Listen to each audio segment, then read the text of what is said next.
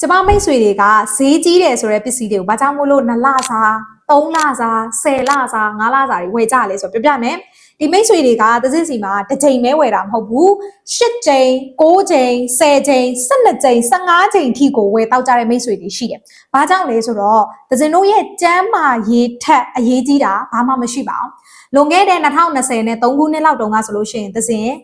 လူမကျန်းပါဘူးဆိုတော့စီးပွားရေးလည်းလုံးဝမကောင်းပါဘူး။အဲတုန်းကဆိုလို့ရှိရင်စီးပွားရေးအခြေအနေကလုံးဝကိုမှတောက်ပြီးတော့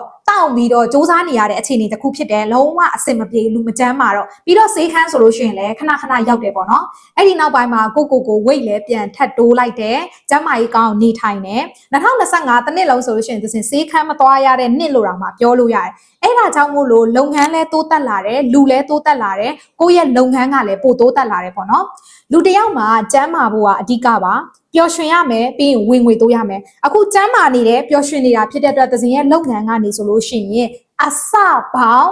9ဆအထိလုပ်ငန်းတိုးတက်လာတယ်ပေါ့နော်ဒါကြောင့်မို့လို့ကျန်းမာရေးကိုဂရုစိုက်ဖို့အားလုံးကိုပြောပြချင်ပါတယ်ရှင်မအောင်မြင်တာတို့မတိုးတက်တာတို့တော်တော်များများစုဆိုလို့ရှိရင်လည်းကျန်းမာရေးထိခိုက်သွားကြလို့တာမတိုးတက်တာဖြစ်တဲ့အတွက်ကိုယ့်ရဲ့ကျန်းမာရေးကအရေးကြီးပါတယ်ဆိုတဲ့အကြောင်းအားလုံးကိုမျှဝေပေးလိုက်ချင်ပါတယ်ကျေးဇူးအများကြီးတင်ပါတယ်